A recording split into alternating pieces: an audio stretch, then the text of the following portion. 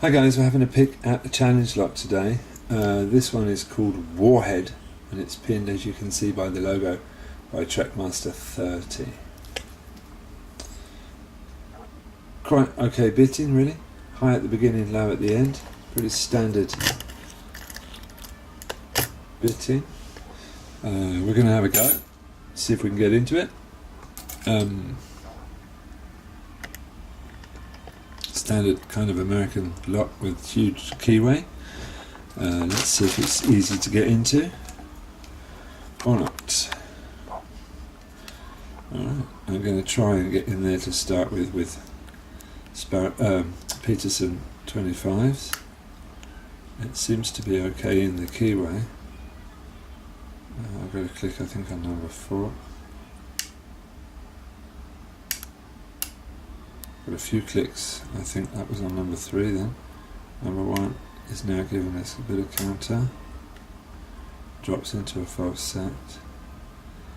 Number 2 is also giving us counter rotation. Solid click. We keep our false set. Probing my way through the lock. I would say that pin number 5 is pin number 6. Is it a 6 or 5 pinner? I would say that the last pin is extremely high up in the keyway, but maybe that's the back of the keyway. Yeah, maybe that's just the back of the keyway. I'm being hopeful. So I've suddenly switched to sparrows. Not quite sure why, and I think I'm on pin number 3 here. And it's giving me a nice counter rotation, dropping into a lovely false set. Same again. No, it can't be. Let's try from the front.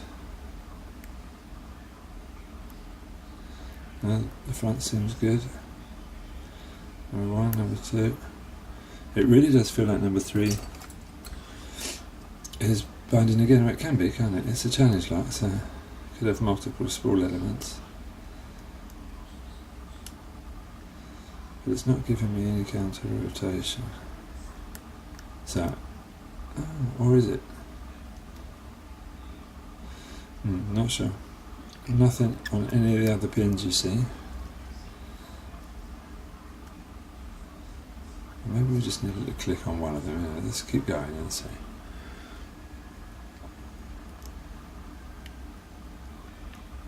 We did say that there were deep pins towards the back of the lock, so maybe we need something deeper. Let's go in with a Peterson 5. Can we get it in?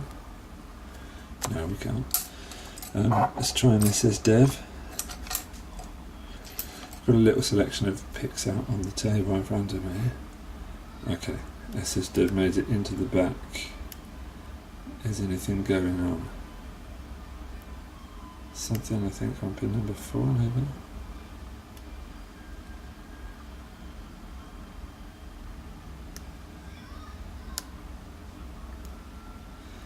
I'm not sure. The core is kind of gone a bit dead here. Yeah, I think there's something on pin number 4. I think there's something on pin number 4. Yeah, I think that goes with something. Let's come back to the Euro.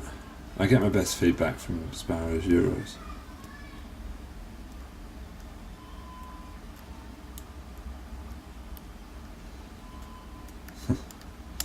Same again, can't really fit anything.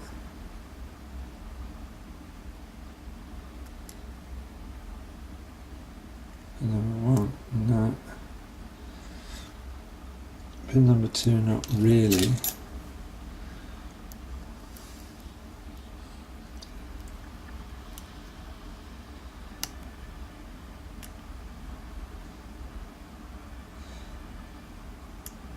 Pin number 3 feels like it's giving up something.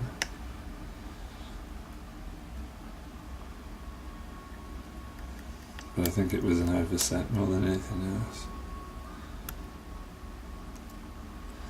Try and let off a bit.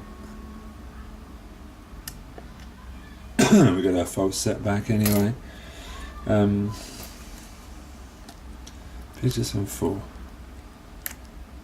We're going to click, I think, on pin number 5. A little bit of feedback here at the back.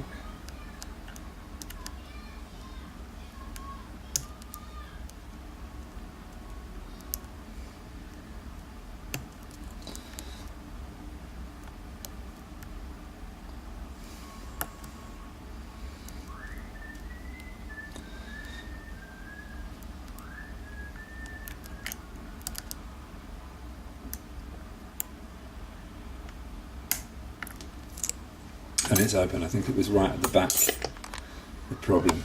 Okay, so I'm really happy I got that open actually, because I've already been inside this lock and I've already gutted it, and I have to say that it does have some exceptional pins. So I'm happy to be able to do that again on camera this time.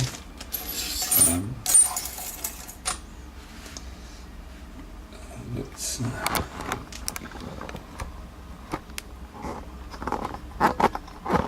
get into gutting position. And let's get it open. Okay. How are we going to do that? Let's try with a standard circlip remover, which is going to work. Okay, no worries. Yeah, okay. We have the key, we have a shim. So let's get on this.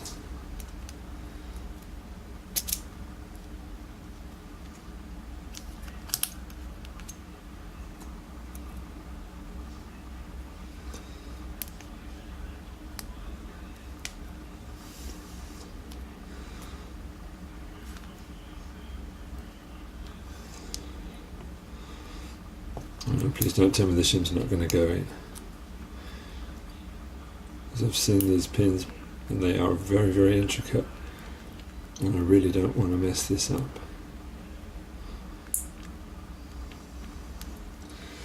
Well, we've got it halfway in. We'll see if we can get it the rest as we go in, maybe. Yeah, it's okay.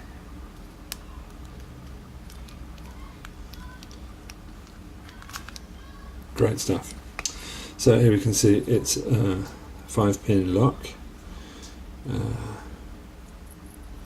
Everything needed picking. We can see we've got the at one end we're quite high up and the other end we're quite low down. Oi, oi, oi. I'm losing bits. I'm losing bits because, as you're going to see in a minute, we've got some spectacular key pins.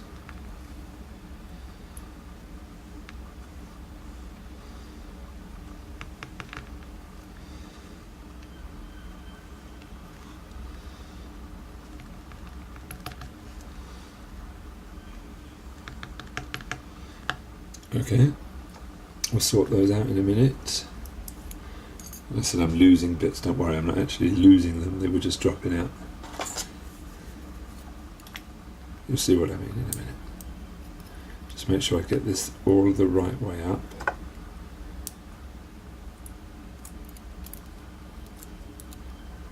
Yeah, I'm starting to mess it up already.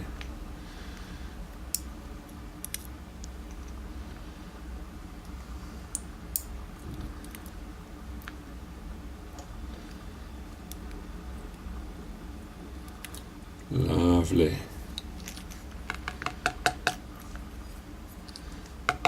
If I remember rightly, these are all the same, yeah. No worries. We just need to hook out that last spring as gently as possible. Lovely job. These pins are really quite spectacular, so I'm going to try and get in as close as I can so you can really appreciate that.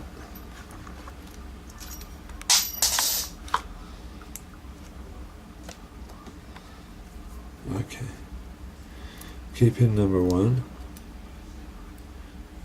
key pin number 2 and key pin number 3 all come with a detachable T-pin which lives in the bottom like that. Isn't that amazing?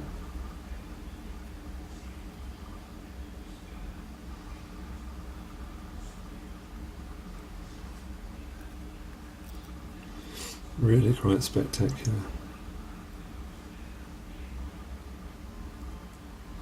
Well, I can't get him in there at this again.